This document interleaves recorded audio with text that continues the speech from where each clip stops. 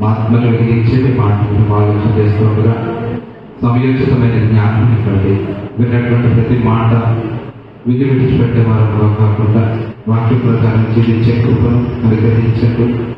మీ ఎడల భయభక్తులుగా ఎలా ఉంటారో వాక్య ద్వారా మాకు నేర్పించి సహాయం చేయాలి. తలవంచిన ప్రతి ఒక్క బిడ్డకు కూడా వినగల చెవి గ్రహించగల హృదయము నిలబడిన నాకు తండ్రి సమయోచితమైన జ్ఞానం ఇచ్చి మాట్లాడించను.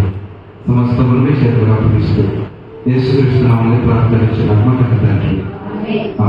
ఒక మంచిది ప్రేమ దేవుడు ఈరోజు చక్కటి అవకాశాన్ని దేవుడు నాకు అనుగ్రహించారు. ఎందుకనంటే ఎంతో మంది జీవితాల్లో వారికి లేనటువంటి భాగ్యాన్ని దేవుడు మన జీవితంలో దయచేశారు. ఎందుకనంటే ఆయన చూపు, ఆయన కాపుదల మన మీద లేకుండా ఒక చిన్నము కూడా మనము జీవించి చదివించి ఉనికి కలిగేటటువంటి స్థితి మనకి కాదు. అయినప్పటికీ దేవుడు తన ఉచితమైనటువంటి కృప చొప్పున ఇంటి స్థితి నుంచి ఆయన సన్నిధిలో చేరి ఆయన స్తుతించడానికి, ఆయన మాటలు నేర్చుకోవడానికి మనకి చక్కటి కృపనిచ్చారు. కాబట్టి దేవుడు మనకి ఇచ్చినటువంటి మహాజ్ఞాన గ్రంథంలో కొన్ని మాటలు మనం ఆలోచించేద్దాం. ఈరోజు వాక్యం కంటే ముందు ఒక చిన్న స్టోరీ ఉంటుంది. ఆ స్టోరీ జాగ్రత్తగా వెళ్ళి అప్పుడు దేవుని వాక్యంలోనికి మనం వెళ్దాం. ఒక మనిషికి డౌట్ వచ్చింది. ఆ డౌట్ ఏంటంటే మనిషి విలువ ఎంత? ప్రతిదానికి మార్కెట్లో మనం చూస్తున్నప్పుడు మనం కొనుగోలు చేసే ప్రతి వస్తువుకు కూడా ఒక విలువ వెల అనేది ఉంది.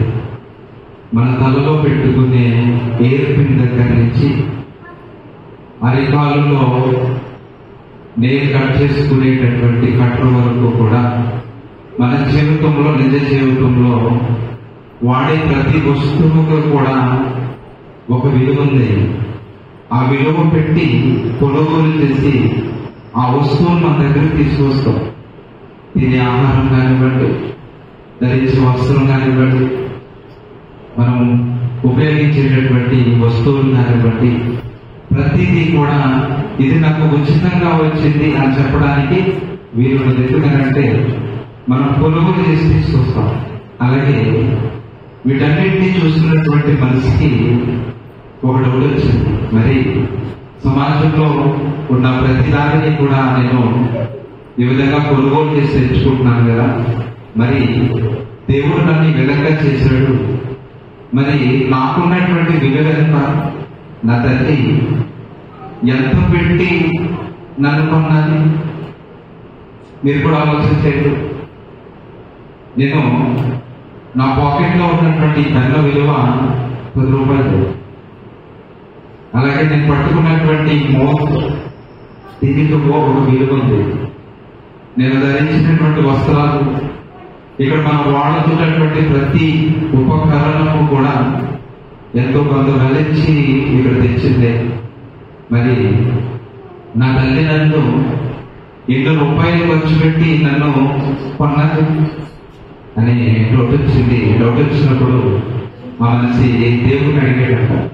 ఏమనంటే, తండ్రి నా విలువ ఎంత అని అడిగినప్పుడు దేవుడు అతనితో మాట్లాడి ఒక రాయి ఇచ్చి, ఈ రాయి పట్టుకెళ్ళి దీని వెలంతో నువ్వు విలువ ఎంతో తెలుసుకున్న దగ్గరికి రావాలి అని చెప్పినప్పుడు ఆ వ్యక్తి ఆ రాయి తీసుకున్నాడు. మొట్టమొదటిగా పండ్ల వ్యాపారి దగ్గరికి వెళ్ళి దీని విలువ ఎంతో చెప్పమని పండ్ల వ్యాపారిని అడిగితే పండ్ల వ్యాపారి అన్నాడు, ఈ రాయికి ఒక 5 పళ్ళు, ఫ్రూట్స్ 5 పండ్లు నా దగ్గర ఉన్నాయి. ఈ రాయికి 5 పండ్లు ఇస్తాను, ఈ రాయిని నాకు ఇచ్చేస్తావా, అమ్ముతావా అని అడిగాడు. అడిగితే ఇది దేవుడు అన్నమాట గుర్తొచ్చి, దీని వెల తెలుసుకోవాలి తప్ప దీనిని అమ్మకూడదు, కొనుగోలు చేయకూడదని మరొకరి దగ్గరికి ఈ రాయి పట్టుకుని కాయగూరలో విక్రయించేటటువంటి వ్యక్తి దగ్గరికి వెళ్ళి ఈ యొక్క రాయి విలువ ఎంతో నాకు చెప్పాలన్నప్పుడు, ఈ రాయి నాకు ఇస్తావా, నీకు 10 కేజీల కూరగాయలు మీకు ఇస్తాను అని అన్నప్పుడు ఈ రాయిని అమ్మకూడదని గుర్తొచ్చి వెనక్కి తీసుకుని బంగారం అమ్మే వ్యాపారి దగ్గరికి వెళ్ళి ఈ రాయి విలువ ఎంతో అని అనగానే ఆ బంగారాన్ని అమ్మేటటువంటి వ్యక్తి ఈ రాయికి 50 లక్షల రూపాయలు ఇస్తాను, నాకు ఇచ్చేస్తావంటే నేను ఇవ్వను అని వెనక్కి వస్తున్నప్పుడు మరలా తిరిగి 3 కోట్ల రూపాయలు ఇస్తాను, తిరిగి ఇచ్చేస్తావా అంటే నేను ఇవ్వను, దీన్ని వెనక్కి తెలుసుకోవడానికి వచ్చాను అని తిరిగి వెళ్ళిపోతాడు. మరొక వ్యక్తి వజ్రాల వ్యాపారం చేసే వ్యక్తి దగ్గరికి రాయి తీసుకెళ్ళాడు.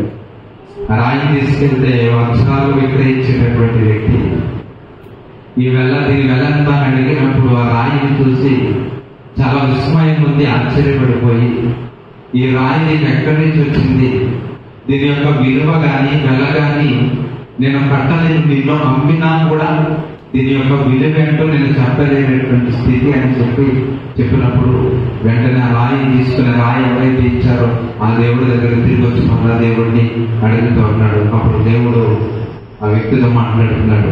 ఏమనంటే, ఇదిగో పండ్ల వ్యాపారికి ఆ రాయి విలువ 5 పండ్ల వరకు అర్థమైంది, కూరగాయలు అమ్ముకునే వారికి ఆ రాయి విలువ 10 కిలోల కాయగూరల వరకు ఆయనకు అర్థమైంది. దాని విలువ వెల కట్టలేదన్న సంగతి ఎవరికి తెలిసింది అని అంటే దాని యొక్క విలువ తెలుస్తున్నటువంటి వ్యక్తికి మాత్రమే అది తెలిసింది అని అనగానే ఇప్పుడు నీ విలువేంటో నీకు అర్థమైంది కదా భక్తుడని దేవుడు అడిగినటువంటి సందర్భాన్ని బట్టి నా విలువ ఎంత, అవును ఒక మనిషి విలువ ఎంత అని మనము ప్రశ్నించుకున్నప్పుడు నా విలువ ఎంత అని దేవుడిని అడిగినప్పుడు నాలో ఉన్నటువంటి ఒక అవయవం విలువ ఎంత ఆలోచించేందుకు దేవుడు నాకు ఇచ్చినటువంటి స్థితిలో నుంచి దేవుడు నా తల్లి గర్భంలో 9 నెలల్లో టైం తీసుకుని నన్ను రూపించినటువంటి విధానంలో ఒక చెయ్యి విలువను నేను వెలకట్టగలనా, ఒక కన్నుకు ఇంత విలువని నేను పెట్టగలనా, ఒకవేళ ఇదిగో పలాని వ్యక్తికి కన్ను మార్కెట్ లో దొరుకుతుంది, ఇదిగో 7 లక్షల రూపాయలు పెట్టి ఈ కన్నును మీరు కొనుగోలు చేసుకోండి అని ఎటువంటి కంపెనీలు ఏమైనా మనకు కనబడుతున్నాయంటే ఏమి కనబడవు. లోకంలో ఏది పోయినా మనం కొని తెచ్చుకోవచ్చు, కానీ మనిషికి ఉన్నటువంటి విలువ ఈరోజు తనకు తెలియకపోవడం చాలా విచారకరం. ఒక మనిషి మానవ జీవితం, ఒక మానవ నిర్మాణం ఇచ్చే నిర్మాణంలో దేవుని ఆత్మను పెట్టి ఈ భూమి మీదకి మనల్ని పంపించినప్పుడు మన యొక్క విలువేంటో తెలియక మనల్ని దేవుడు రూపించినటువంటి విధానాన్ని మర్చిపోయి దేవుడు ఇచ్చినటువంటి అవయవాన్ని దేవుని పనికి కాకుండా వేరే విధంగా మనం ఉపయోగిస్తున్నాము అని అంటే దేవుడు నీకు ఇచ్చినటువంటి అవయవాలు ఎందుకు ఇచ్చాడు అని దేవుడిని అడిగితే దేవుడు మాట్లాడతాడు. కొరింథీయులకు రాసినటువంటి మొదటి పత్రికలో నీకు అవయవాలు ఎందుకు ఇచ్చారు అని అంటే 12వ అధ్యాయము 18వ వచనంలో మనం చూస్తే, అయితే దేవుడు అవయవములలో ప్రతి దానిని తన చిత్త ప్రకారము శరీరంలో ఉంచాడు. ఇదిగో ఒక్కొక్క అవయవాన్ని ఒక సుందరమైనటువంటి రూపాన్ని మనం తీసుకురావాలి అంటే ఒక ఇల్లును నిర్మిస్తున్నప్పుడు ఆ ఇంటికి సుందరమైనటువంటి రూపం కావాలి అంటే ఇటుక ఉపయోగించుకుని ఒక అందమైనటువంటి రూపాన్ని నువ్వు తీసుకురావాలి. మరి నాలో ఉన్నటువంటి ప్రతి అవయవాన్ని కూడా దేవుడు ఎలా చేశాడంట, తన చిత్త ప్రకారము శరీరంలో ఉంచాడంటే ఈ వేలు నాకు ఇచ్చాడు అనంటే ఈ వేల నుంచి దేవుడు ఎందుకు కోరుకుంటున్నాడు, నాకు ఈ స్వరాన్ని దేవుడు ఇచ్చాడు అని అంటే ఈ స్వరం ద్వారా దేవుడు ఏదో మహిమను పొందాలనుకుంటున్నాడు. దేవుడు నాకు ఈ కాల్ ఇచ్చి నడకలు ఇచ్చాడు అని అంటే దేవుడి కొరకు నేను పరిగెత్తే వాడిగా ఉండాలని నేను కోరుకుంటున్నాడు. దేవుడు నాకు ఈ చూపించాడు అని అంటే దేవుని గురించి నేను చూడాలని, దేవుని యొక్క మహిమను అనేక మందికి ప్రకటింప చేయాలని దేవుడు కోరుకుంటున్నాడు. కాబట్టి మన దేహంలో ఉన్న ప్రతి అవయవము కూడా దేవుని యొక్క చిత్త ప్రకారము మన శరీరంలో ఉంచాడు. ఎప్పుడైనా మనం అనుకున్నామా, కానీ చేయించవు, ఈ చేతితో నీ పని నేను చేయాలి, నాకు ఈ గొంతు ఇచ్చావు, ఈ గొంతుతో నీ గురించి నేను పాడాలని ఎప్పుడైనా మనకు అనిపించిందా? ఆలోచించేటప్పుడు మన దేవుని పట్ల ఈరోజు దేవుడు మనకు జన్మనిచ్చి భూమి మీదకు తీసుకొచ్చినటువంటి విధానం చూస్తుంటే మనకు భయం వేస్తుంది. ఎందుకు ఈ భూమి మీదకు తీసుకురావడానికి కారణం ఏంటి? ఎందుకు నేను దేవుడు ఒక కుటుంబ వ్యవస్థ ఇచ్చి కుటుంబ వ్యవస్థలో తల్లని, తండ్రిని, పిన్నని, బాబాయిని, ఈ రకాలైనటువంటి బంధాలు దేవుడు ఎందుకు పెట్టాడు అని అంటే, ఇదిగో ఈ బంధాలన్నిటికీ కలిగినటువంటి మూలమైనటువంటి కారకుడు ఒకడు ఉన్నాడు, సర్వోన్నతుడైనటువంటి దేవుడు. ఆ ప్రేమ నీకు అర్థం అవ్వాలి అని అంటే ఇది ఈ లోకంలో ఉన్నటువంటి ప్రేమలు నీ మధ్యలో ఉండాలి అని చెప్పి దేవుడు పరలోకంలో ఒంటరిగా ఉన్నప్పుడు దేవుడు మనసులో ఉన్నటువంటి మాట చూడండి.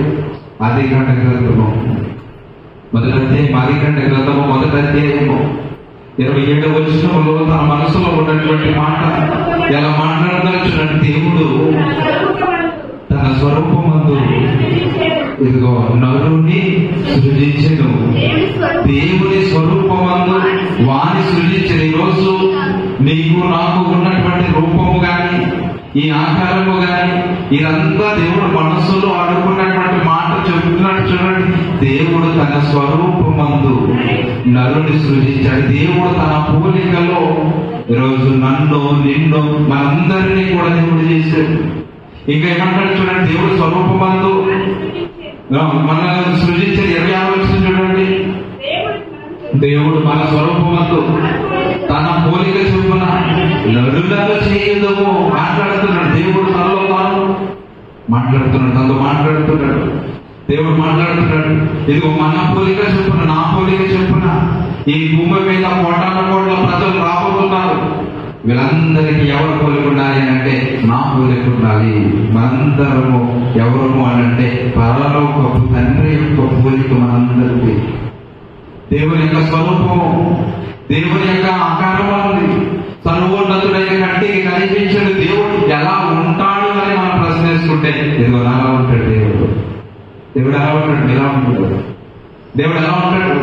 నీ పిల్లలా ఉంటాడు. ఇదిగో దేవుడి యొక్క రూపం మీద ఆయన పోలికలో మనం చేసుకున్నటువంటి దేవుడు, ఆయన పోలిక సంపూర్ణంగా మనకు రావాలి అని, ఆయన పోలికలు మనకి ఇవ్వాలి అని యెషయా భక్తుడు మాట్లాడుతున్నాడు చూడండి.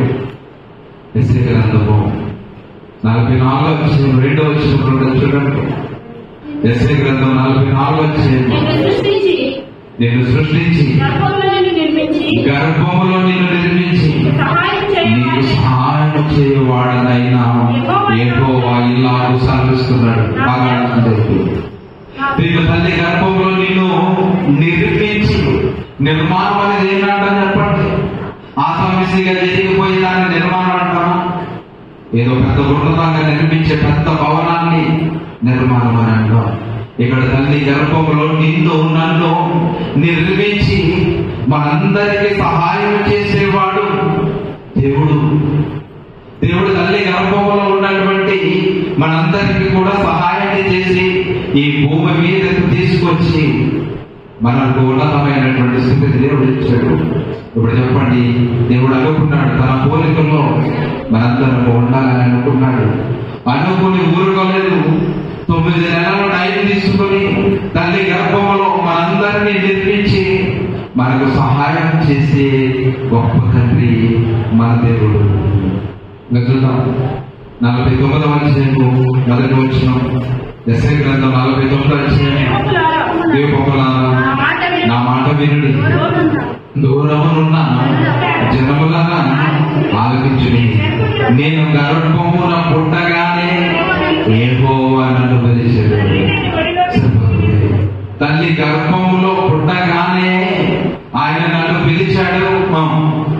తర్వాత తల్లి నన్ను ఒడిలో పెట్టుకున్నది మొదలుకొని ఆయన నా నామమున జ్ఞాపకము చేసుకున్నాడు. చూడండి ఎంత గొప్ప దేవుడు.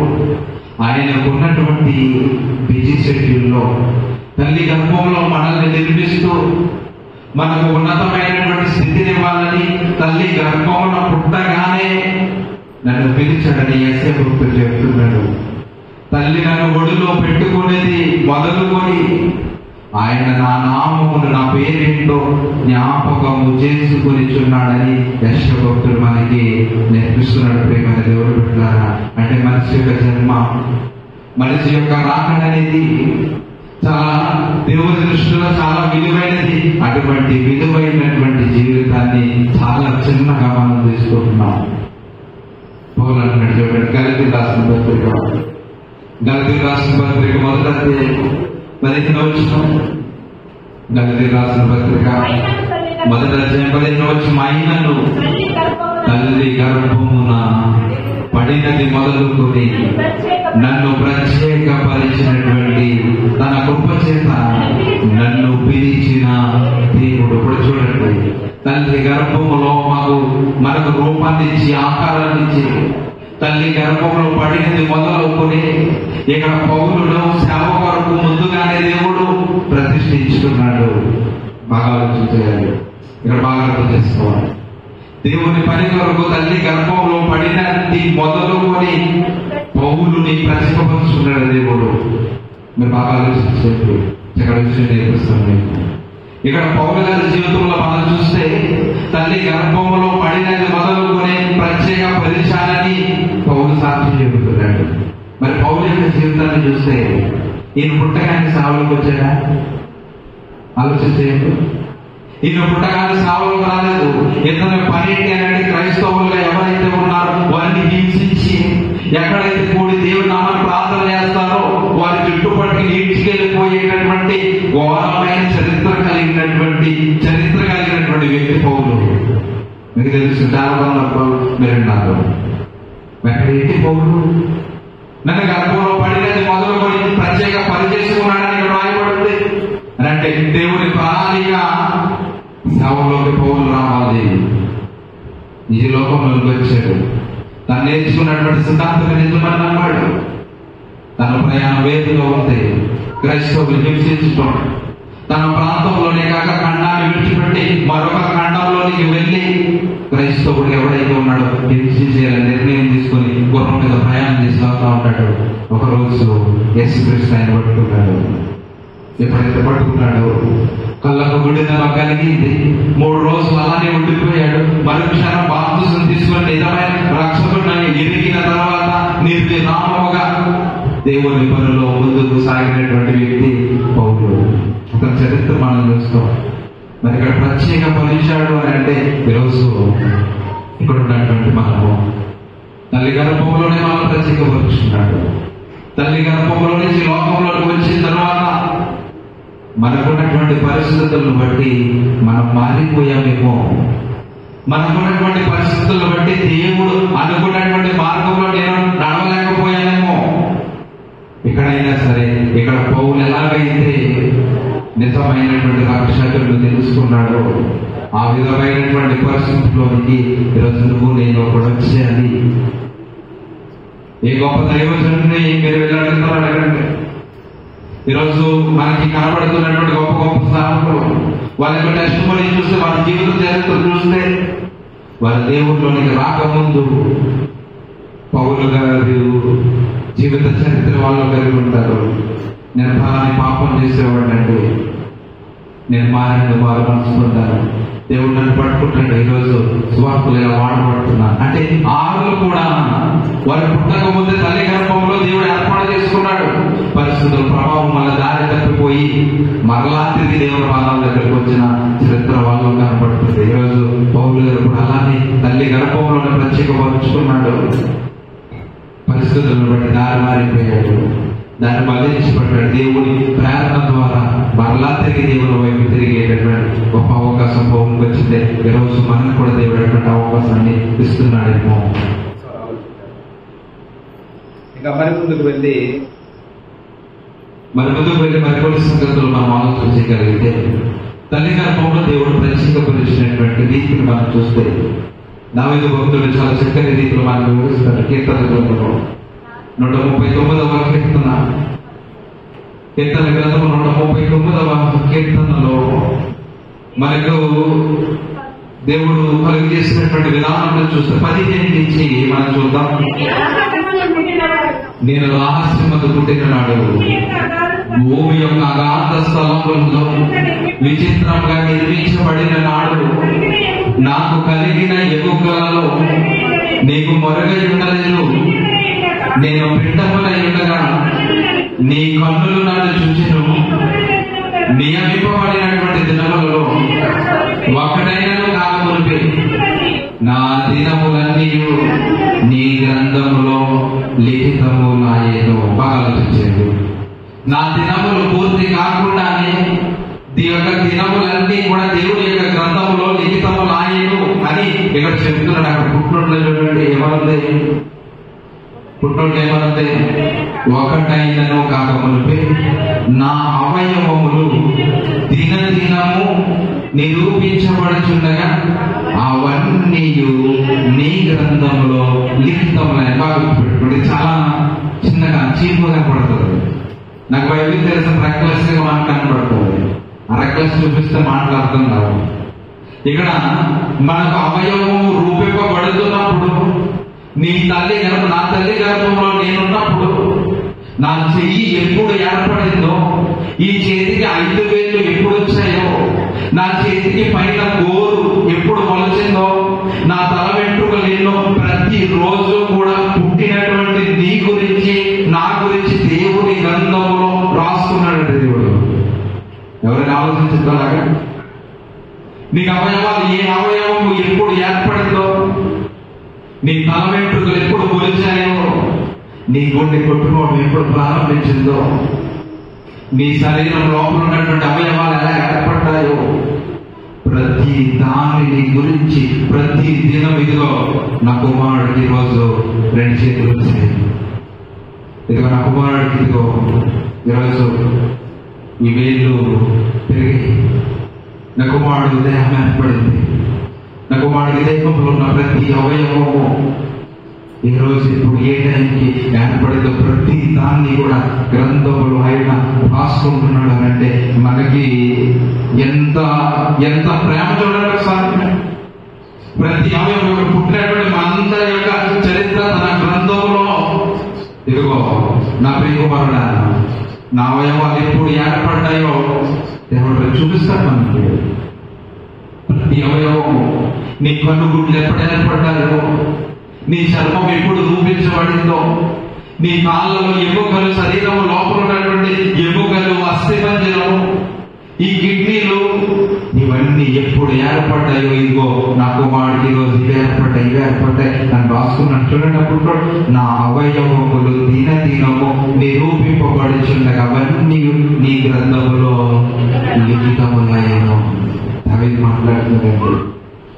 మాట్లాడుతున్నాడు. ఇదిగో నీవు కలిగించిన విధానం చూసుకుంటే నాకు భయం వేస్తుంది, ఆశ్చర్యం వేస్తుంది, చాలా వణుకు పడుతుంది. ఈ నిర్మాణం ఏంటి, ఈ నిర్మాణం వెనుకున్న రహస్యం ఏంటి అని మాట్లాడుతున్నాడు దావీదు. ఈరోజు నా జన్మ వచ్చింది ఎందుకని అంటే రోడ్ల మీద తిరగడానికి మనం అనుకుంటాం. నా జన్మ ఎందుకు అని అంటే ఇదిగో నా ఎదుటిన్నటువంటి వారిని నేను నిందించడానికి. నా జన్మ ఎందుకు అని అంటే నాకున్నటువంటి నాకు గిట్టని వారి మీద పగ తీసుకోవడానికి మనం అంటాం. కానీ నీకు నాకు దేవుడు ఇచ్చినటువంటి జన్మ సామాన్యమైనటువంటి స్థితిలో దేవుడు ఇవ్వలేదు. చూడండి, ఇంకా ముందుకు వెళ్ళి మనం ఆలోచన చేస్తే ఈ గొప్ప మాటలు రాసినటువంటి దావీదుని గురించి దేవుడు సాక్ష్యం పలుకుతున్నాడు. చూద్దాం. అపోస్తుల కార్యాలు 11వ అధ్యాయం. అపోస్తుల కార్యాలు 13వ అధ్యాయము 22వ వచనం ఏంటంటే, తరువాత అతనిని తొలగించి దావీదును వారికి రాజుగా ఏర్పరిచాను. మరియు ఆయన నేను యెష్షయి కుమారుడైన దావీదును కనుగొంటిని. అతడు నా ఇష్టానుసారుడైన మనుషుడు, అతడు నా ఉద్దేశములన్నీ నెరవేర్చునని చెప్పి అతనిని గూర్చి సాక్షిస్తున్నాడు. బాగా ఆలోచించేది. దావీదు ఉన్నాడు. దావీదు గొర్రెలు కాసుకున్నటువంటి స్థితిలో నుంచి రాజ్యాన్ని పరిపాలించి ప్రజల అవసరం తీర్చుకుని తెలుసుకుని మన అవసరం తీర్చేటటువంటి గొప్ప స్థితిని ఆయనకి ఇచ్చే రాజుగా ఆయన అభిషేకించినటువంటి ఆయన గురించి చెప్పుకుంటున్నాడు. అంటే నేను యెష్షయి కుమారుడునైన దావీదును కనుగొంటి. ఈ మాట దేవుడు చెప్తున్నాడు. యెష్షయి కుమారుడైనటువంటి దావీదును నేను కనుగొంటే ఇతను ఎలాంటి వాడంట, నా ఇష్టానుసారుడైనటువంటి మనుష్యుడు. అతడు మనుషుల ఇష్టాన్ని నెరవేర్చు.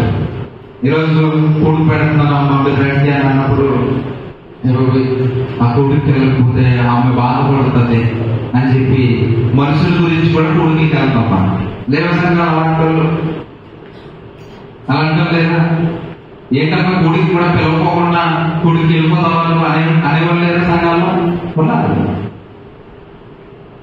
ఒకసారి నువ్వు సంఘంలో ప్రకటించబడిన తర్వాత ఇదిగో దేవుని పిలుపుగా వెళ్ళాలి తప్ప ఇదిగో నీ ఇంటికి వచ్చి నిన్ను పిలిచి ప్రతినాడు తీసుకువెళ్ళేది కాదు ఇది. ఈరోజు నేను రాకపోతే దేవుడు ఎవరో ఒకరిని ఇంటి నిలబెడతాడు. ఈరోజు డబ్బు వాయించిన వాళ్ళు రాలేదు, ఆగిపోయిందా? ఆగదు. ఏదో ఒక రకంగా దేవుడు నడిపించేస్తాడు. కానీ ఇక్కడ దేవుడు సాధిస్తున్నాడు. ఏమనంటే దావీదు నా ఇష్టానుసారుడైన మనుషుడు. మనుషుల ఇష్టాన్ని నెరవేర్చేవాడు కాదు దావీదు. దేవుడు మనస్సును దేవుని సంతోషం పెట్టేటటువంటి దేవునికి ఇష్టానుసారుడైనటువంటి మనుషుడు. ఇతడు ఏం చేస్తాడంట? దేవుని యొక్క ఉద్దేశములన్నీ నెరవేర్చునని చెప్పి అతనిని గురించి సాక్ష్యం ఇస్తున్నాడు. మన గురించి ఉంటుంది సాక్ష్యం. మన గురించి ఎవరైనా చెప్పగలుగుతుంది సాక్ష్యం? లేదు. సాక్ష్యం చెప్పగానే మిగిలి అన్ని చెప్తుంది. అమ్మాయిని మంచోడు అని చెప్పగానే మీకు ఒకటి తెలుసా అని మొదలు పెడతాం. అటువంటి సాక్ష్యాలు మన దగ్గర ఉంటాయి. కానీ దేవుడి దగ్గర అలాంటి ఉంటాం. నువ్వెంత ఎలాంటి వాడు అయినా పౌలు దుర్మార్గపరమైనటువంటి స్థితిలో ఉన్నవాడు దేవుడిలోకి వచ్చాడు. మళ్ళా తిరిగి పౌరుల గురించి ఎప్పుడైనా నీకు ఎలాంటి వాడు కానీ నా దగ్గర రావద్దాను దేవుడు అనలేదు. కానీ మనం అంటాం ఇక్కడ దేవుడి గురించి సాక్ష్యం ఇస్తున్నాడు. అతను నా ఉద్దేశములన్నీ నెరవేర్చునని చెప్పి అతని గురించి సాక్ష్యం ఇచ్చాను. తర్వాత 36 వర్షం చూడండి, 35, 36 దగ్గర ఉంటాయి. దావీదు దేవుని సంకల్పము చొప్పున తన తరము వారికి సేవ చేసి నిద్రించి తన పితరుల యొద్దకు చేర్చబడి కుళ్ళిపోయిన గాని దేవుడు లేపినవాడు. చూడండి, ఇతను దేవుని ఉద్దేశాలు నెరవేరుస్తూ దేవుని ఇష్ట ప్రకారంగా నడుచుకుంటూ ఈయన చేసినటువంటి పని ఏంటి అంటే తన దేవుని సంకల్పము చొప్పున తన తరము వారికి సేవ చేసి వెళ్ళిపోయాడు. మనం కనీసం ఎన్ని సంవత్సరాలు సంఘానికి వస్తూ వాక్యం వింటూ ఏ ఒక్కరినైనా రక్షణలోకి నడిపించినటువంటి సాక్ష్యము మన గురించి ఎవరైనా చెప్పగలరా?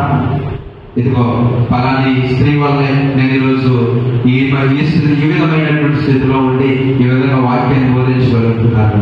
లేకపోతే పలాని వ్యక్తి వల్లే నేను దేవుని మందిరంలో ఈ పరిచయం చేయగలుగుతున్నాను. పలాని వ్యక్తుల వల్లే నేను ఈ పని దేవుని కొరకు బ్రతకగలుగుతున్నానా? సాక్ష్యం అనుకుంటారా? చెప్పండి ఒకసారి. మీరు మీ ఆత్మవిశ్వాసం చేసుకోవాలి.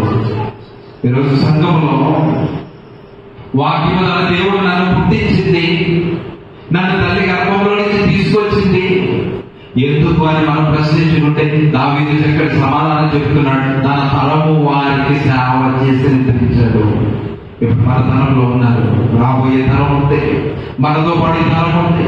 ఈ తరాలకు నా నుంచి నేను ఏం నేర్పించాను? ఒక సాక్షిగా నేను మిగిలిపోవాలి అని అంటే దేవుడు ఇష్ట ప్రకారం నడవాలి. దేవుడు ఇచ్చినటువంటి ఆజ్ఞలు ఏవైతే ఉన్నాయో ఆయన విధులను నేను నేర్చుకోవాలి, గైకొనాలి. నా జీవితం యొక్క పరమార్థాన్ని నేను తెలుసుకోవాలి. ఇప్పుడు దావీదు పుట్టాడు అనుకుని మాట్లాడుతున్నాడు. ఇదిగో దేవునికి నేను మందిరమును నిర్మించాలనుకుంటున్నాను. చూడండి మాట చూద్దాం. అపోస్తలుల కార్యాలు 7వ అధ్యాయము 50వ వచనం చూడండి. అపోస్తలుల కార్యాలు 7వ అధ్యాయము. అయినను ఆకాశము నా సింహాసనము, భూమి నా పాదపీఠము, మీరు నా కొరకు ఎలాంటి మందిరం పడతారు? చూడండి, ఎవరు చూడండి, బాగా వచ్చింది. ఇక్కడ దావీదేమో గొప్పగా ఉన్నంతగా దేవుడు కొరకు మందిరం కట్టాలనుకుంటున్నాడు. దేవుడు ఏమంటున్నాడు? ఆకాశం ఏమో నా సింహాసనము, భూమి ఏమో నా పాదపీఠము. నా విశ్వరూపం ఎంత పెద్దగా ఉంటుంది అంటే ఆకాశం కంటే పెద్దగా నా దేవుడు ఉంటుంది, భూమి కంటే పెద్దగా నా పాదాలు ఉంటాయి. మరి నేను ఎక్కడ పడుతున్నాను? అటువంటి దేవాలయాన్ని మీరు ఎవరైనా కట్టగలరా అని అడుగుతున్నాడు. కానీ దేవుని హృదయంలోనికి వెళ్ళి, దేవుని మనసులోనికి వెళ్ళినటువంటి పౌలు, అతను హృదయాన్ని ఎదిగినటువంటి పౌలు మాట్లాడుతున్నాడు, ఇదిగో అటువంటి దేహాన్ని మీరే నిర్మించుకున్నారు. అదేంటో చూడాలి. కొరింథీయులకు రాసినటువంటి 2వ పత్రిక, కొరింథీయులకు రాసిన 2వ పత్రిక 6వ అధ్యాయము 18వ వచనం చూడండి. కొరింథీయులకు రాసిన 2వ పత్రిక 6వ అధ్యాయం 18వ వచనం. మనము జీవము గల దేవుని ఆలయమై ఉన్నాము. కొరింథీయులకు రాసిన 2వ పత్రిక 6వ అధ్యాయం 18వ వచనం. మనము జీవము గల దేవుని ఆలయమై ఉన్నాము. అందుకు దేవుడు ఎలా సెలవిస్తున్నాడు? ఇప్పుడు జీవము గల దేవుని ఆలయం ఏంటంటే నీ దేహము నా దేహము. ఇప్పుడు మన దేహమైనటువంటి ఈ దేవాలయములో దేవుడు నివసిస్తున్నాడు. కాబట్టి మనము జీవము గల దేవుని ఆలయమై ఉన్నామంటే ఈ ఆలయం ఎవరు నిర్మించారు? దేవుడు నిర్మించాడు. దేవుడు ఎందుకు నిర్మించాడు? ఎందుకు నిర్మించాడు అంటే దేవుడు నివాసం ఉండాలని ఆయన మన దేహాన్ని నిర్మించుకున్నాడు. అందుకే మానవ దేహం చాలా విచిత్రం ఉంటుంది, చాలా విచిత్రం ఉంటుంది. ఈ విచిత్రమైనటువంటి దేవాలయంలో దేవుడు నివసించాలని అనుకుంటున్నాడు. కానీ ఈ దేవాలయంలో అన్నింటినీ చోటుంది కానీ దేవునికి మాత్రము చూడలేదు. ఎందుకు చెప్పనా? ఆదికాండంలో మాట్లాడుతున్నట్లు నా సొంత జ్ఞానాన్ని మాట్లాడలేదు, బైబిల్లో ఉన్న చరిత్రను మాత్రమే మీకు చెప్తున్నాను. ఆదికాండం 6వ అధ్యాయం 5వ వచనం. ఆదికాండ గ్రంథం 6వ అధ్యాయము, ఎందుకంటే ఆలోచన నరుల చెడుతనము భూమి మీద గొప్పదైపోయింది. ఇదిగోండి వారి హృదయము యొక్క తలంపుల్లోని ఊహమంతయు ఎల్లప్పుడూ కేవలం చెడ్డదని యెహోవా చూసి, ఇదిగో నరుల మీద భూమి మీద నరులను చేసినందుకు యెహోవా సంతాపపడ్డాడు. చూడండి, దేవుని ఆలయముగా మనం ఉండాలని తల్లి గర్భంలో నేను రూపించి అవయవాలు నిర్మించి నేను ఈ భూమి మీదకి తీసుకొచ్చి నీ దేహం అనే ఆలయంలో నేను నివాసం ఉండాలని దేవుడు కోరుకున్నప్పుడు ఈ నరుల యొక్క ఆలోచన ఎలా మారిపోయింది అని అంటే నరుల యొక్క చెడుతనము భూమి మీద గొప్పదైపోయి వారి యొక్క హృదయంలో తలంపులు కూడా చాలా ఘోరముగా నీచముగా ఉన్నదని దేవుడు చూసి భూమి మీద మనల్ని పుట్టించినందుకు హృదయంలో నచ్చుకున్నాడు, బాధపడ్డాడు. హృదయంలో బాధపడ్డాడు. ఎందుకంటే నా పిల్లల్ని భూమి మీదకి తీసుకొచ్చాడు, నా పిల్లలకు చక్కటి కుటుంబాలు ఇచ్చాడు, చక్కటి బిడ్డల వారికి గర్భఫలాలు ఇచ్చాడు, చక్కటి తల్లిదండ్రులను వారి అవసరతలు తీర్చేటటువంటి తల్లిదండ్రులను వారికి ఇచ్చాను. తల్లిదండ్రులు ఉన్నారు, బాంధవ్యాలు ఉన్నాయి. కానీ బాంధవ్యాలన్నింటి మర్చిపో నన్ను కలిగించినటువంటి తండ్రి ఎవరో నేను మర్చిపోయాను. నాకు ఈ ఊపిరి పోసి నాకు తల్లిదండ్రులు ఇచ్చి నన్ను నడిపించినటువంటి సర్వోన్నతమైనటువంటి దేవుడిని మర్చిపోయి తన పిల్లలుగా భూమి మీద ఉన్నటువంటి దేవుని పిల్లల మీదే నేను చెడు ఆలోచనలు ఆలోచిస్తూ ఉంటే పరలోకంలో నుంచి దేవుడు నడుచుకుంటున్నాడు. ఎందుకంటే నా పిల్లలు ఎందుకు పుట్టించాడు? చక్కటి స్థితిని ఇచ్చి, చక్కటి హోదా ఇచ్చి, చక్కటి ఆరోగ్యం ఇచ్చి మీ కుటుంబాలతో మీరు సంతోషంగా ఉండి రోజులో 24 గంటలు మీ కొరకు బ్రతకండి. 1 గంట మాత్రము నా కొరకు ఇవ్వండి. వారం 6 రోజులు మీ పని మీరు చేసుకోండి. 1 గంట నా సన్నిధికి వచ్చి మీరు మీ కుటుంబాల కొరకు మీరు అడగండి, నన్ను ఆరాధించండి, నా గురించి మీరు గొప్పగా తెలుసుకొని అనేక మందికి తెలియజేయండి. నాయన ఈ లోకము శాశ్వతం కాదు, మరొక లోకము నరలోకం వెళ్ళాలి అని అంటే యేసుక్రీస్తు నామములో అందరూ బాప్తిసం తీసుకొని దేవుని కొరకు బ్రతకాలని సమాజంలో తెలియజేయండి. మరలా వచ్చి మీ పనులు మీరు చేసుకోండి, మీ కుటుంబంలో మీరు సంతోషంగా ఉండండి, ఆనందంగా ఉండండి అని ఇంత స్థితిని మనకి ఇచ్చినటువంటి దేవుడిని ఈ రోజు నిర్లక్ష్యం చేసి ఇంటి ఏం చేస్తాం చెప్పట్లేదు. దేవుడు ఏది చేసుకోవద్దనలేదే, నీ తల్లిదండ్రులతో ఉండటం లేదు, ఉద్యోగాలు చేసుకోవటం లేదు. మీరు మీ కుటుంబాన్ని విడిచిపెట్టి నా దగ్గరికి వచ్చేయండి, నా దగ్గర ఉండిపోవడానికి ఏనాడు దేవుడు మనల్ని కోరలేదు. ఏ రోజు కూడా నీ ఉద్యోగాన్ని విడిచిపెట్టి నా దగ్గరకు రమ్మని ఎప్పుడు కూడా అడగలేదు. నీకున్నటువంటి కొంచెం టైంలోనే నా కొరకు నువ్వు పనిచేయి. దావీదు పనిచేశాడు. నా గురించి ఉన్నతంగా సమాజంలో ప్రకటించాడు. పౌలు పనిచేశాడు. వాళ్ళందరూ పూర్తి జీవితం నా కొరకు అర్పించేస్తారు. మనల్ని దేవుడు అలా కోరట్లేదే. ఈ భూమి మీద తీసుకొచ్చినటువంటి స్థితిని ఇచ్చే ఈ విధమైనటువంటి స్థితిలోనికి వెళ్ళిపోయేమో ఒకటి ఆలోచన చేయండి. ఇప్పుడు నా తోటి సహోదరుడి మీద చెడుగా నేను మాట్లాడుతున్నానంటే ఆయన ఎవరి కుమారుడు? పరలోకపు తండ్రి కుమారుడు. మరి నువ్వు నీ తోటి సహోదరుని మీద కపటోపాయ మాటలు చెబుతూ ఉంటే పరలోకంలో ఉన్నటువంటి దేవుడు చూసి ఊరుకుంటాడా? ఊరుకోడు. ఎందుకంటే నీవు కూడా దేవుని కుమారుడివే, నేను కూడా దేవుని కుమారుడిని. మరి దేవుని కుమారుడైనప్పుడు నేను వారితో అసభ్యకరంగా మాట్లాడినప్పుడు, చెడు మాటలు చెప్పినప్పుడు దేవుడు ఎలా ఊరుకుంటాడు చెప్పండి? ఊరుకోడు. చెడు తనకు గొప్పదైపోయింది, హృదయంలో నడుచుకున్నాడు. ఎవరికి నచ్చినట్టు వారు బ్రతుకుతున్నారు. చూడండి, లోకసువార్త 16వ అధ్యాయం, లోకసువార్త 16వ అధ్యాయం 25వ వచనం చూడండి. లోకసువార్త 16వ అధ్యాయం 25వ వచనం. అందుకు అబ్రహాము, కుమారుడా, ఇదిగో నీవు నీ జీవిత కాలం అంతయు నీ ఇష్టం వచ్చినట్టు సుఖం అనుభవించి. అక్కడ ధనవంతుడు అడుగుతున్నాడు, అబ్రహాముడు అడుగుతున్నాడు, నాకు సహోదరుడు ప్రకటించాలి అంటే అప్పుడు అబ్రహాము తిరిగి ప్రశ్న అడుగుతున్నాడు, ఇదిగో నీకు ఇచ్చినటువంటి నీ జీవిత కాలంలో నీకు ఇష్టం వచ్చినట్టు నువ్వు సుఖాన్ని అనుభవించావు. ఇదిగో అక్కడ దేవుని గుడిగా జరుగుతూ ఉంటే నువ్వు ఇంట్లోకి వచ్చి ఫ్యాన్ తీరేసి చూశాను అడుగుతున్నాడు. అక్కడ దేవుడికి సంబంధించినటువంటి కూడికి జరుగుతూ ఉంటే నీ కుటుంబంతో సుఖంగా చికెన్ కూరని తిన్నావు అని అడుగుతున్నాడు. ఎవరి సమాధానం ఉంటుందో మన దగ్గర?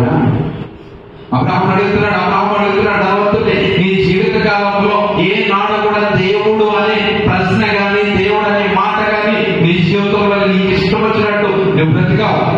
ఇప్పుడు నీ సహోదరుడు కోసం నన్ను అడుగుతున్నావా చెప్పు. ఇదిగో నువ్వు నేర్చుకోవాలన్నా, మారు మనసు పొందాలి అన్నా, ఈ భూమి మీద బ్రతికున్నంత కాలమే ఒక్కసారి దేహాన్ని విడిచి వెళ్ళావు, ఆ దేవుడు కూడా నేను రక్షించలేడు. ఇక్కడ జరుగుతున్న సందర్భం అదే. నీకు ఇచ్చినటువంటి కాలంలో నీ జాబ్ కోసం బ్రతికవేమో, ధనవంతులుగా బ్రతికాడు. నీ కుటుంబం కోసం, నీ ఫ్యామిలీ కోసం, నీ పిల్లల చదువు కోసం, వీటి కోసమే నువ్వు బ్రతికావు. కాబట్టి ఇదిగో నీకు అవకాశము లేదంటున్నాడు. చూడండి, నీ జీవితకాలం నీకు ఇష్టం వచ్చినట్టు సుఖం అనుభవించావు. అలాగునని లాజరు కష్టం అనుభవించినని జ్ఞాపకం తెచ్చిన లాజరు తనకున్నా లేకపోయినా, వ్యాధి వచ్చిన, రోగం వచ్చిన నన్ను విడిచిపెట్టకుండా నా కొరకే నా నామాన్ని స్మరించుకుంటే నేను బ్రతికాడు. నీకు ఉన్నతమైనటువంటి స్థితి రాజులకు ఇచ్చాడు. నీ ఉన్నటువంటి స్థితి ఏంటి అంటే ఒకసారి ఆలోచన చెయ్యి. దేవుడు ఉదయం చేసి సూర్యుడికి అంత శక్తి ఉంది, మరి నిత్యము బాగా మండి ఆ నరకాగ్నిలో ఇంకెంత భయంకరమైనటువంటి వేడుక ఉంటుందో ఒకసారి ఆలోచించి అక్కడ అబ్రహాము ప్రశ్నిస్తున్నప్పుడు నీవు ఎవరి కోసం బ్రతికావు? నీకు ఇష్టం వచ్చినట్టు లైఫ్ ఎంజాయ్ చేస్తావు. నీ పిల్లల చదువులన్నా, ఉద్యోగాలన్నా ఇవన్నీ చేయొద్దంటే అనట్లేదు. నీ పిల్లలు చదివిస్తావా? మంచిగా చదివించుకో. నీకు ఉద్యోగం చేయాలా? మంచిగా ఉద్యోగానికి వెళ్ళావు. దేవుడు ఇచ్చిన కొంచెం టైంలోనే దేవుడి మందిరానికి రా. రేపు ఆదివారం ఆరాధన, ఇదిగో దేవుడి వారం రోజులు నాకు పని చేసుకుని సంతోషించి ఆనందించే భాగ్యం ఇచ్చాడు. ఈ వారం ఆరాధనలో 10 గంటల నుంచి 12 గంటల వరకు, ఇదిగో నేను 10 గంటల నుంచి 12 గంటలు నా కుటుంబంతో పాటు దేవుడిని స్తుతించాలి, ఆరాధించాలి, దేవుని వరకు తెలుసుకోవాలి. నేను పనిచేసుకునే ప్రదేశాల్లో నా దేవుని గురించి నేను గొప్పగా సమాజంలో ప్రకటించాలి. ఇది నా నుంచి కోరుకునే. ఈ రోజు నేను భూమికి వచ్చానంటే దావీదులాగా సాక్ష్యం ఉండాలి.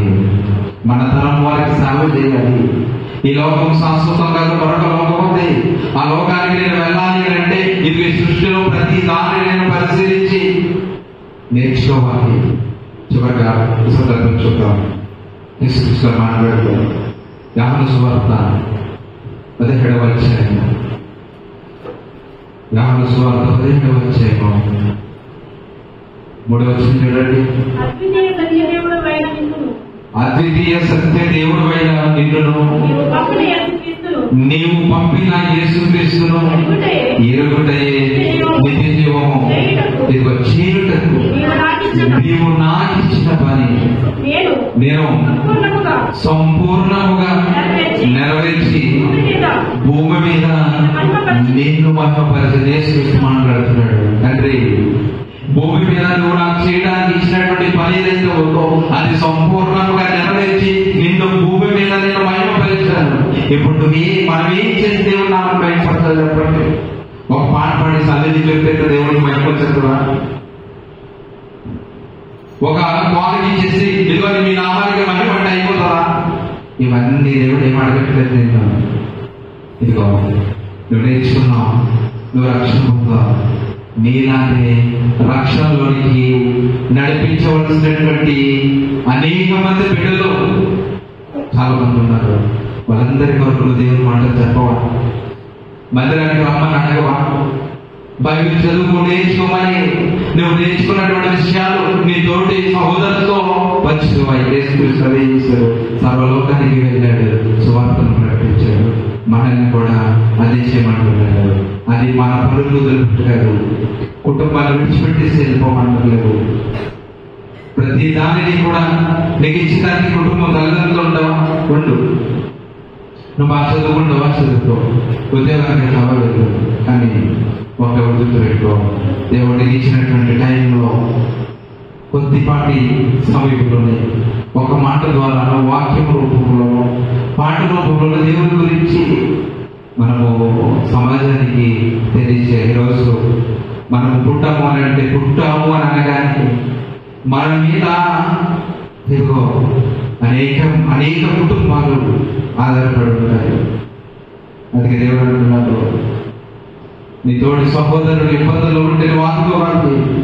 నిన్ను వారిని పొరుగు వాళ్ళని ప్రేమించాలి అంటే మనిషి అవసరం మనిషికి ఎప్పటికైనా ఉంటుంది. కాబట్టి నా అవసరం ఇదిగో ఎంతైతే ఉందో శక్తి లోపం లేకుండా నేను కష్టపడి పని చేయాలి.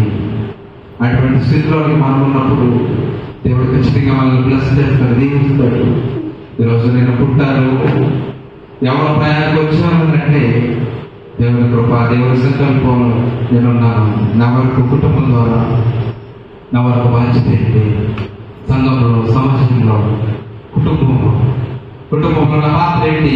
ఒక కొడుకుగా, ఒక కుమార్తెగా, లేకపోతే ఒక కోడలిగా, లేకపోతే ఒక కుమార్తెగా కుటుంబంలో నాకు ఇచ్చినటువంటి బాధ్యతలు గుర్తుగా నేను తర్వాత సంఘానికి రాబోయే సంఘంలో నా బాధ్యత ఎంతవరకు ఉంది? నాకు బాధ్యత, నాకు ఉన్నటువంటి పని సంఘంలో ఎంతవరకు ఉంది? ఆ బాధ్యతలో గుర్తిరగాలి. ఆ తర్వాత సమాజంలో కలగాలి. సమాజంలో నా అవసరత ఎంతవరకు ఉంది అనే విషయాన్ని మొట్టమొదటిగా మనం గ్రహించగలిగింది దేవుడు మన పుట్టుక వెనుకున్నటువంటి పరమార్థం ఏంటన్నది మనకు అర్థమవుతుంది. దేవుడు ఎవరిని కూడా వారిని పుట్టించాడు. ఎందుకంటే దేవుడు నీ అవయవాలు ఎప్పుడు ఎక్కడ ఏ టైంలో రూపించబడ్డాయో రాసుకున్నాడు అంటే చిన్న ప్రణాళిక కాదు. ఇదిగో నీ నుంచి ఏదో ఒక పనిని దేవుడు కలిగి ఉన్నాడు. ఆ పనిని జరిగించడానికి దేవుడు చేసే ప్రయత్నాలు ఏంటంటే ఏదో ఒక వాక్యం ద్వారా, కూడిక ద్వారా ఏదో రకంగా నా దగ్గరకు తీసుకురావాలి. అనేక మందికి ప్రయోజనకరమైనటువంటి బిడ్డగా మన పిల్లలు దీవించబడాలి, ఆశీర్వదించబడాలన్నది దేవుని యొక్క సంకల్పం. అందుకే యేసుక్రీస్తు విషయంలో సాక్షి మనం వింటాం. మనిషి కుమారుడు ఎందుకు చూడనప్పుడు మనుషుల దయలో దేవుడు దయలో వర్ధిల్లుతూ వచ్చినాడంటే ప్రపంచ మానవాళి నిమిత్తము ప్రాణం పెట్టడానికి ఏకైక చక్రవర్తి వండనుండి యేసుక్రీస్తు. అటువంటి వ్యక్తిని జన్మపరిచేయడానికి ఆ యొక్క ప్రసవ దినాలు నిండినప్పుడు యేసుక్రీస్తు గర్భంలోకి వచ్చినప్పుడు ఆ మరి యొక్క పరిస్థితి, యేసయ్య యొక్క పరిస్థితి మనసులోకి తెచ్చుకొని ఊహించుకోవడం సార్. ఒక సర్వోన్నతమైనటువంటి చక్రవర్తిని భూమి మీదకి తీసుకొస్తున్నప్పుడు సమాజంలో ఎదురవుతున్నటువంటి మార్పులు, సమస్యలు, కుటుంబస్తుల ద్వారా సమస్యలు, సమాజం ద్వారా సమస్యలు, నిందలు, అవమానాలు, కన్నీళ్లు, చెట్టు చివరికి ఆ చక్రవర్తి పుడుతున్నప్పుడు ప్రసవించడానికి కూడా స్థలము లేనటువంటి పరిస్థితులు. అంటే ఒక గొప్ప వ్యక్తి భూమి మీదకి వస్తున్నాడు అని అంటే, ఒక చక్రవర్తి భూమి మీద జన్మించబోతున్నాడు అని అంటే, లోకానుసారంగా మనం చూసినప్పుడు పరిస్థితులు ఎలా ఉండాలి? విలాసంగా ఉండాలి, మంచి హాస్పిటల్లో ఉండాలి, చక్కటి నైపుణ్యం కలిగినటువంటి వైద్యులు అక్కడ ఉండాలి, ఇలా కోరుకుంటాం. కానీ దేవుడు ఒక మనిషిని భూమి మీదకి తీసుకొస్తున్నప్పుడు, ప్రపంచ మానవాళికి రక్షకుని ఈ భూమి మీదకి తీసుకొస్తున్నప్పుడు ఉన్నటువంటి పరిస్థితులు ఒకసారి జ్ఞాపకం తెచ్చుకోండి. ఆ పరిస్థితుల్లో భూమి మీదకి తీసుకొచ్చిన ఆయన జీవిత కాలంలో అన్ని శ్రమలే, నిందలు, అవమానాలు, తిరిగిపోతున్నాడు, తాగుపోతున్నాడు, తిరిగిపోతున్నాడు, వ్యభిచారన్నారు. ఇదిగో దేవుని పనిలో మనం ఉన్నప్పుడు ఈ నిందలు, అవమానాలు, కుటుంబ సమస్యలు ఖచ్చితంగా వస్తాయి. శ్రమలే లేకుంటే క్రైస్తవుడు కాదు. శ్రమలు వస్తాయి. వచ్చి నిందను బట్టి, అవమానాన్ని బట్టి కృంగిపోకుండా, దేవుని పనులు వెనకాడు వేయకుండా, వచ్చిన నిందే నాకు ఒక మెట్టని నువ్వు ఒక అడుగు ముందుకు వేయగలిగితే దేవుని విషయంలో అదిగో నా పుట్టుకకు తగినటువంటి పరమాత్మ నేను చూసేది కాదు. నేను పుట్టాను అంటే ఇదిగో నా నుంచి ఈ ప్రజలకు ఏదో ఒక న్యాయాన్ని దేవుడు కోరుకుంటున్నాడు అని గుర్తించినప్పుడు మాత్రమే దేవుడిలో విశ్వాసంగా మనం బ్రతకగలుగుతాం. కొంతమంది కొన్ని రకాలుగా దేవుడు మనల్ని వాడుకుంటాడు. కొంతమందిని సంఘంలో పెద్దగా వాడుకుంటాడు. ఎందుకంటే ఈరోజు సమాజంలో మనం చూస్తున్నప్పుడు మనకు ఒక పెద్దగా ఉన్నారని సమస్య వచ్చినప్పుడు ఆ పెద్ద దగ్గరికి మనం బయటికి వెళ్తాం. ఎందుకనంటే ఆ పెద్ద ఆయన నాకున్నాడు, నా తరపున మాట్లాడతాడు, నాకు న్యాయం చేసి పడతాడు అనేటువంటి గొప్ప ధైర్యం మనకు ఉంటుంది ఆ పెద్దను బట్టి. కాబట్టి అటువంటి స్థితి దేవుడు మనకి ఇచ్చాడు. మనము దేవుడు మనకి ఇచ్చినటువంటి స్థితిని వినియోగించుకుని కుటుంబం వరకు మనం ఆలోచించేద్దాం, మన సంఘం కొరకు మనం ఆలోచించేద్దాం, మన సమాజం కొరకు మనం ఆలోచించేద్దాం. నా వరకు ఎంతవరకు దేవుడు నా పాత్ర కల్పించబోతున్నాడో ఒకసారి మనసు పెట్టి దేవుడి సన్నిధిలో కనిపెడదాం, ప్రార్థన చేయండి. అంటే ఈరోజు నా చిత్తం నన్ను ఎందుకు ఈ భూమి మీద తీసుకొచ్చాడు? ఎంతో మంది గర్భంలో నుంచి బయటికి రాకుండానే కాలు గర్భంలో కలిసిపోయారు. కొంతమంది అయితే భూమి మీదకి వచ్చి కొన్ని రోజుల నుండి ఈ లోకాన్ని విడిచిపెట్టి వెళ్ళిపోయారు. కొంతమంది అయితే యాక్సిడెంట్లో వెళ్ళిపోయారు. కొంతమంది అయితే ఎవరో ప్రయాణం వచ్చిన తర్వాత వెళ్ళిపోయారు. కానీ నేను అలా వెళ్ళలేదు, సజీవంగా ఉన్నాను. అంటే నాకేదో ఒక స్థితిని తిరగబోతా ఉన్నాను, నా నుంచి ఏదో కోరుకుంటున్నాను. ఇటు కుటుంబానికి, సంఘానికి, సమాజానికి ఈ మూడు విషయాలు నా బాధ్యత ఏంటో నాకు తెలియచేయండి తండ్రి అని ప్రార్థించేద్దాం. అందరూ కూడా చివరిగా ముగింపు ప్రార్థన ఆశీర్వాదంతో మనం ముగించుకుందాం. అందరూ కూడా లేచినట్లయితే ప్రార్థించేద్దాం. అందరూ లేచిపడండి, అందరూ కూడా లేచినప్పుడు తండ్రి ఈరోజు నేను పుట్టాను అంటే సమాజంలో, సంఘంలో, నా కుటుంబంలో నా మీద ఏదో ఒక బాధ్యత మీరు నాకు పెట్టాను. బాధ్యతలో నాకు తెలియచేయండి. వాక్యం ద్వారా మీరు నాతో మాట్లాడండి, ప్రాసెస్ చేద్దాం. మహాపరిశుద్ధ నామమున తండ్రి, మీ పరిశుద్ధమైన ఘనమైన శాశ్వతమైన నామమున వందనాలు తండ్రి. ఎప్పటి వరకు తండ్రి వాక్యం ద్వారా మీరు మాతో మాట్లాడారు, మీకు వందనాలు. దావీదు భూమి మీద వచ్చినటువంటి పరమాత్మ తన పితరులకు సేవ చేసి నిద్రించాడని నిర్ణయించుకున్నాం. యేసుక్రీస్తు వారు తన జీవితంలో నిందలు, అవమానాలు భరించి మీ నామ ప్రకటన తను ఎంతో ఉన్నతంగా చేశారని మేము నేర్చుకున్నాం. తండ్రి మా పట్ల మీరు ఏ చిత్తమో తెలుగున్నారు. వాక్యం ద్వారా మీరు మాతో మాట్లాడండి. మీ సేవలు ముందుకు సాగితే భాగ్యాన్ని ఇవ్వండి. ఇక్కడ తలవచ్చి ప్రతి పెట్టిన కూడా జ్ఞాపకం తెచ్చుకోండి. ఎవరి అవసరంతో మీ సన్నిధిలో ఉన్నారు తండ్రి గారు వారిని ఆదరించండి. వారికి ఉన్నటువంటి బలహీనతల్లో, ఇరుకుల్లో, ఆర్థికపరమైన సమస్యలు మీరు తోడుకొని సహాయం చేయమని అడుగుతున్నాను. చూపించండి. అలాగే ఆత్మీయ తండ్రి బలపరిచిన వారికి దయచేయండి. అలాగే రోజు తండ్రి నూతన దయాకిరీటం దయచేసినటువంటి మీ పిల్లలు తండ్రి, మా సంఘ పెద్దలు శాఖలను బట్టి, అలాగే ఎవరి బిడ్డ ప్రేమని బట్టి ప్రార్థిస్తూ ఉంటాను. వారి జీవితంలో చక్కటి నూతన దయాకిరీటం దయచేస్తారు. దాని నూతన దయాకిరీటంలో తండ్రి వారికి చక్కటి అభివృద్ధిని, చక్కటి స్థితిని వారికి అనుగ్రహించి మీ సన్నిధిలో గొప్ప సాక్షులుగా మీ బిడ్డలతో సాగిపోయేటటువంటి భాగ్యాన్ని మా బిడ్డకు అనుగ్రహించి దీనుడిగా చేస్తున్న ప్రార్థన మీరు ఆలకించి వారి జీవితంలో మేలుతో నింపమని ప్రార్థిస్తూ ఉన్నాము. సహాయం చేయండి. లేదా తప్పుగా మాట్లాడుతూ లేదా క్షమించండి. ప్రతి మాట ప్రకారం మీ కొరకు బ్రతికి స్థితిని మాకు ఇవ్వండి. రేపు దినాన్ని జరిగి ఆరాధనలో మీరు మాకు తోడుగా ఉండి సహాయం చేసి నడిపించండి. చక్కటి వాతావరణం ఇచ్చారు. మీకు రాష్ట్ర పాలకులు, దేశ పాలకులు చక్కటి ఆలోచించి శుభవంతమైన పాలన అందరూ అనుగ్రహించమని యేసుక్రీస్తు నామములో ప్రార్థించినారు మా తండ్రి. ఆమె పరమ తండ్రి దేవుని ప్రేమ, కుమారుడైన యేసుక్రీస్తు కృప, పరిశుద్ధాత్మ అన్యోన్య సహవాసం ఇప్పుడు ఎల్లప్పుడు మనకి మన కుటుంబానికి సదాకాలంలో నడిపించాను కాక. ఆమె ఆమె నిశ్శక్తమేయించే ప్రవేశక్తమేయించే ప్రవేశం సంపూర్ణ విజయం కలుగును కాక. ఆమె మంత్రం